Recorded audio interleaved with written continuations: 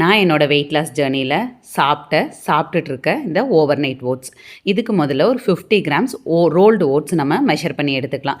இப்படி measure பண்ணவங்கக்கிட்ட weighing scale இல்லை அப்படின்னா இந்த மாதிரி ஒரு பெரிய ஸ்பூனில் 4லேருந்து 5 ஸ்பூன் போட்டிங்க அப்படின்னா அந்த மெஷர்மெண்ட் கரெக்டாக உங்களுக்கு வந்துடும். சியா சீட்ஸ் வந்து நல்லா ஃபைபர் இருக்குது. 10 to 15 கிராம்ஸ் போடலாம். பட் எங்கிட்ட தீந்துருச்சுங்கிறதுனால இருந்ததை மட்டும் நான் போட்டேன். எனக்கு ஃப்ளேவருக்காக இந்த கொக்கோ பவுடர் போடுறது ரொம்ப பிடிக்கும். உங்களுக்கு வேணும்னா போட்டுக்கலாம். இது ரொம்ப ஆப்ஷனல் தான். இது ஒரு 10 கிராம்ஸ் போடுறேன். சில times coffee powder, instant coffee powder கூட போடுவேன். அது ஒரு நல்ல டேஸ்ட் கொடுக்கும். இதில் நம்ம வந்து ஸ்வீட்காக வேறு எதுவுமே சேர்த்துறதில்ல. ஒரு 2 டேட்ஸ் மட்டும்தான் நம்ம சேர்த்துறோம். இதுவே நல்ல ஒரு நேச்சுரல் ஸ்வீட்னர் தான். அது கூட வேணுங்கிற நட் சேர்த்துக்கலாம். நான் இன்றைக்கி ஆல்மண்ட்ஸ் மட்டும் சேர்த்துறேன். இது எல்லாத்தையுமே சேர்த்து ஃபஸ்ட்டு நல்லா மிக்ஸ் பண்ணிடுங்க.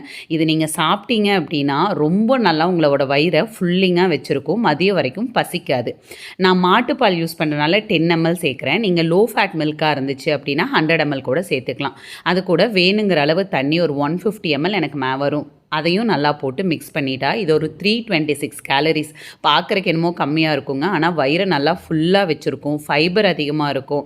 இதை நல்லா இது பண்ணிவிட்டு பேக் பண்ணி நான் நெக்ஸ்ட் டே வந்துட்டு அது கூட ஏதாவது ஒரு ஃப்ரூட் சேர்த்துக்குவேன். மேக்ஸிமம் வந்துட்டு மேங்கோ இல்லைன்னா வந்து மாதுளம்பழம் சேர்த்துக்குவேன். அப்படியே நீங்கள் வந்து அதை ரெஃப்ரிஜரேட் பண்ணிவிட்டு நெக்ஸ்ட் டே மார்னிங் அதை எடுத்து அது கூட ஃப்ரூட்ஸ் சேர்த்து நீங்கள் வந்துட்டு சாப்பிட்டுக்கலாம். இதே மாதிரி அடுத்தடுத்த வெயிட் லாஸ் ரெசிபீஸ் உங்களுக்காக நான் போஸ்ட் பண்ணுறேன். Keep on watching. Thank you.